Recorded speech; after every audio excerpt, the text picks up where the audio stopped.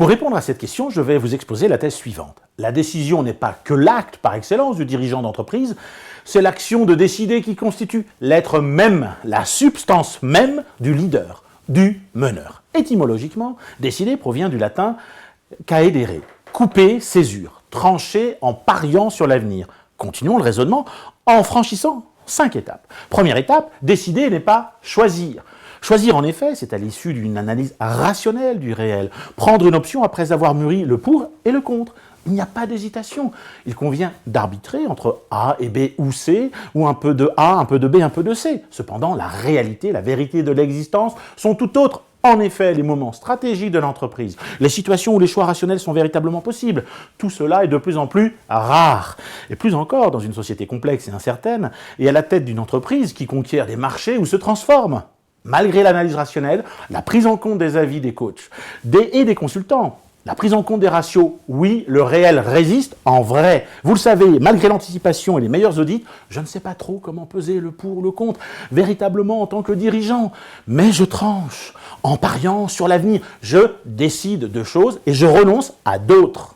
Deuxième étape, la liberté. Décider, c'est exercer pleinement ma liberté. Quand je décide en tant que leader, je décide précisément pour compenser l'incertitude, par l'ivresse de la liberté et d'une prise de risque, inhérente d'ailleurs à la vie. Nous sommes donc plus libres quand nous décidons que lorsque nous choisissons. Parce que nous ne sommes pas tenus d'obéir à des critères indiscutables, à des critères scientifiques et soi-disant rassurants. Cela étant, cette liberté souvent perturbe le leader, mais c'est le prix justement de notre liberté. Troisième étape, l'incertitude. Nous sommes paralysés par l'incertitude parce que nous oublions combien la vie serait tout simplement terne si tout était certain, prévisible. Bien sûr, nous pouvons nous tromper en tant que leader. Bien sûr, les conséquences peuvent être pénibles. Cependant, cet aléa fait le sel d'une vie humaine et d'une entreprise, d'une aventure d'entreprise, a posteriori d'une vie de leader, si nous refusons la réalité de l'aléa. Ce déni nous travaillera de l'intérieur en nous privant de notre lucidité et de notre capacité à nous écouter. À l'inverse, si nous acceptons vraiment l'incertitude, nous trouverons paradoxalement le courage de trancher.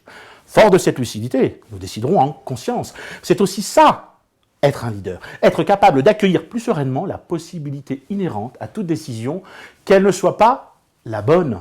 Justement, n'oublions pas, lors de notre premier pas, nous n'avions pas conscience du sol et pourtant, nous nous sommes lancés. Au fond, dans toute décision, il y a un amour de l'incertitude et de la prise de risque. Sans incertitude, il n'y aurait rien à décider.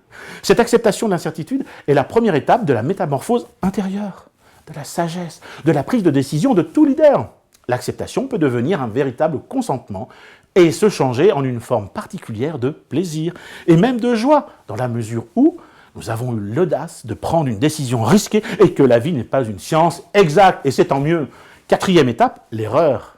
Plus nous consentons à la possibilité de l'erreur, plus nous éprouvons comme des sujets libres. Nous nous éprouvons ainsi capables de trancher. Ça ne signifie pas simplement qu'il faut avoir de la tendresse pour ceux qui ratent, mais que l'erreur est la manière proprement humaine d'apprendre. Faire des erreurs et puis les corriger, ce n'est pas une manière parmi d'autres de faire, c'est tout simplement notre seule manière d'avancer. Dernière étape, la confiance en soi. Prendre confiance en soi, c'est apprendre à aimer sa liberté, au lieu d'en avoir peur. Il y a une joie particulière à s'en sentir capable, c'est savoir utiliser son intuition, son expérience en acceptant les erreurs comme faisant partie de toute décision. En m'inspirant du sociologue Edgar Morin, décider, c'est apprendre à naviguer dans un océan d'incertitude à travers des rares archipels de certitude. Dès lors, pour prolonger cette vidéo, je vous pose une question. En quoi vos décisions en tant que leader sont-elles porteuses de sens pour vos collaboratrices et collaborateurs? À très bientôt.